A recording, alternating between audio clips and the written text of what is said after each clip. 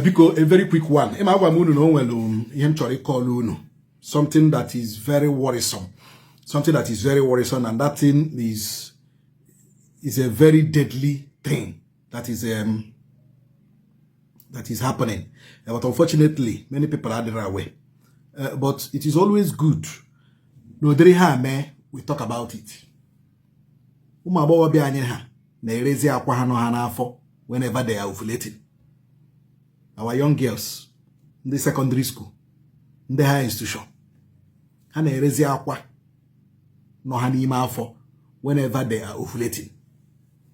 There are some hospitals, especially in the name IVF, you know, in the name IVF. Some hospitals so when an IVF facility, they harvest the ovulation egg of our young girls. Kebo name Nali Igbo. Kebo name Nali Igbo. All these university girls here now, they be life that is above their means. Most of them are one day who can they sell their eggs. They sell their ovulation eggs. Now, before I continue, I have been looking for somebody that can give us a first-hand information. Either onye harvest here or onye not on the process can harvest here. Or onye di when experience. Onye manana here deeper. We got somebody, a student of one of the universities in the East here. I got her. It is very important to get this young girl. Because because of I just know when somewhere the thought of no somewhere fertilizer through IVF not somewhere here. This girl I get play voice note here now. Now let us listen very, very attentively. Now, okay. The issue of I am not sure what now. So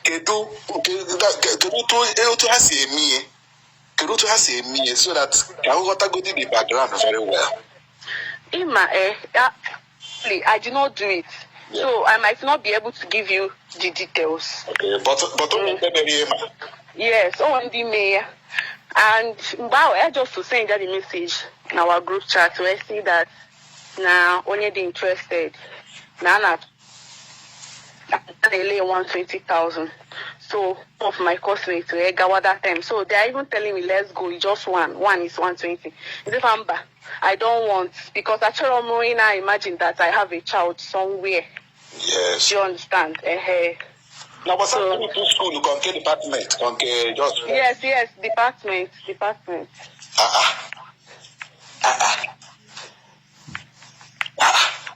But actually, what was up or one school? Yes, no student. She's a student. Yes. Actually, Mary, but when you see one, when you marry, Yasing no Mego, the 120 I told me now about finding Madu. Oh, I have my own because that one person I don't want to call anybody's name. But yes, I know like 2 people that did it. And one other school now Ili Ji get out, yeah? Okay. After the whole thing, how do you see them? Or are there any problem? Or any we have a or had last year, 2 years ago, 3 months ago? No. Last year, even earlier this year too. Is it a special hospital or maybe a government or private hospital? I'm not sure the hospital. I'm the particular hospital because they put on me so far that time. Okay. I'm from the particular place and here. Okay. But I don't know. But how are they making madalu in not just that I don't has not to the vagina, but oboro ada one madalu. Something like that. So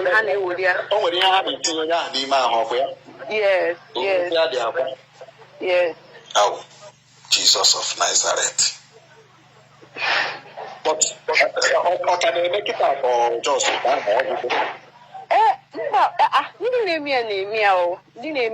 because because of the money, Diego. Okay. As a student now, you need the money. You can 120,000, just one egg. No, just one egg. Now, not just one. Yeah. That you can produce many eggs. So that is what they used to tell me. You can only produce eggs every month and all of that. So that's it. Okay, try. Thank you very much. Yeah. Yeah. Maybe I just talk about it. Oh, But actually, so that we can create awareness and prevent our people from, especially our young girls, from this kind of journey. Yeah. Email. Thank you. Thank you. Odemma, akuna hone. Una hole. Here wo the girl carry so jeme, but also mbani ama so jeme. And now when he na go nyo maka through here je bro why.